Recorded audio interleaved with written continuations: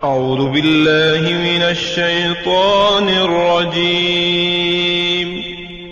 पनाह मांगता हूँ मैं अल्लाह की शैतान मरदूद से। बिस्मिल्लाहिर रहमानिर रहीम। शुरू अल्लाह के नाम से जो बड़ा मेहरबान नहायत रहम वाला है। द बॉटम लाइन के नाज़रीन कराम अस्सलामु अलैकुम। मोहतरम नाजरीन, हम अपनी आज की वीडियो में हज़रत गौस अली शाह कलंदर रहमतुल्लाह अलैह और एक चूड़े चमार का एक जादू और रूहानियत की जंग पर मबनी किस्सा पेश करेंगे जो यकीनन आपके लिए दिलचस्पी का बायस होगा।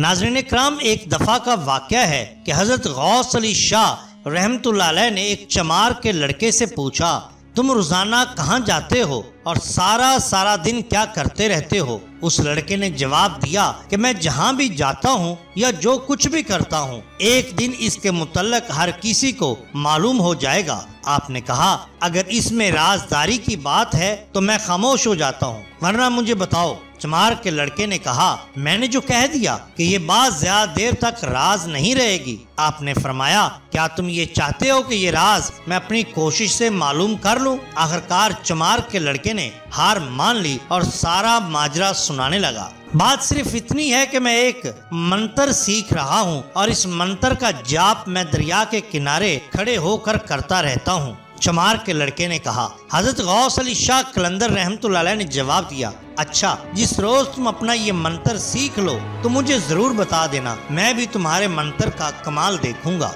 इसके बाद आप अपने घर चले गए। काफी दिनों के बाद वो लड़का आपके घर पहुंचा और बताया कि मैंने अपना जाप मुकम्मल कर लिया है, अगर देखना चाहो तो मेरे साथ आ जाओ। हजरत गौस अली शाह कलंदर रहमतुल्लाह अलैह उसी वक्त लड़के के साथ चल दिए। लड़के ने दरिया के किनारे पहुंचकर चावल पकाए और फिर एक बकरे को कुर्बान किया। फिर पूजा करने के बाद मंत्र पढ़ना शुरू कर दिया। जब उसने मंत्र मुकम्मल किया तो बहुत खुश हुआ और बोला, मियाँ जी, भगवान की कृपा से मैं कामयाब हो गया। गौस अली शाह ने कहा, मैं किस तरह इस बात पर यकीन कर लूं कि तुम कामयाब हो गए हो? लड़के ने जवाब दिया, मैं जो कह रहा हूँ। गौस अली शाह रहमतुल्लाह अलैह ने कहा, जब तक नूं। लड़के ने घबरा कर कहा, अगर मैंने आपको जला दिया तो आपके घर वालों को क्या जवाब दूंगा? आपने सीना तान दिया और कहा, तुम अपना कमाल दिखाओ, वैसे मैं तो राख ही हो जाऊंगा और किसी को पता क्या चलेगा। लड़के को भी इस बात पर फिर गुस्सा आ गया और बोला, मियाँ जी, आप मुझे गुस्सा ना दिलाएं वरना आप अपनी जिंदगी से हाथ धो बैठेंगे।